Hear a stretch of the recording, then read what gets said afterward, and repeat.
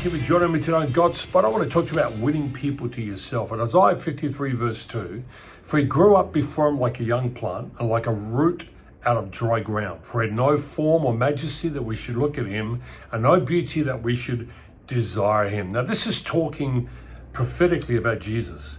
That when Jesus walked on the earth, there was no natural ability, no good looks about him that would just attract us to him. That he's an ordinary person just like you and I. Yet in all this, he was still attracted to multitudes. He wasn't preachy, it wasn't pushy, but there was something about him that people were drawn to. The leper would come to him, the blind, the religious, the fishermen, even a woman at the well. They all came to him to receive a touch from him. Now, there was something very likable and attractive about him that drew these people to him. And I think at the core of all of us, we want to be that way. So how do we be more like Jesus? How do we become more attractive? Well, there's a number of things we need to stop doing. Firstly, stop complaining.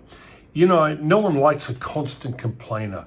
And if all you do is talk about the bad stuff, it brings other people down. And yes, I know we all have bad days, but try not to let complaining be your go-to in a conversation because it pushes people away. Number two, ditch the phone when you're with other people.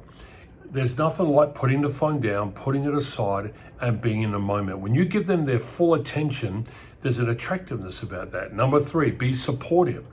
What I'm talking about is when you offer encouragement and motivation and you're assisting and causing other people to be successful. And there's something about you feeling successful and someone else has been successful.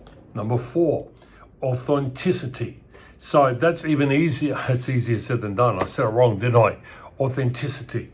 Authenticity is about being authentic. Don't be a pretender. Don't try and put on the front. Don't be something you're not. Just be yourself. Number five, be confident, but don't be arrogant. There's something about a person that exudes confidence that we like, and often we'll follow that person.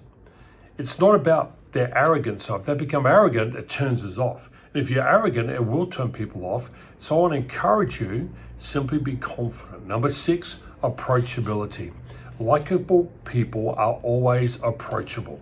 If they're nothing else, they are approachable. It can be due to their smile, their body language, or their non-intimidating demeanor, but they make other people feel comfortable and at ease when interacting around them. I want to improve on that gift in my life. What about number seven? Good listening skills.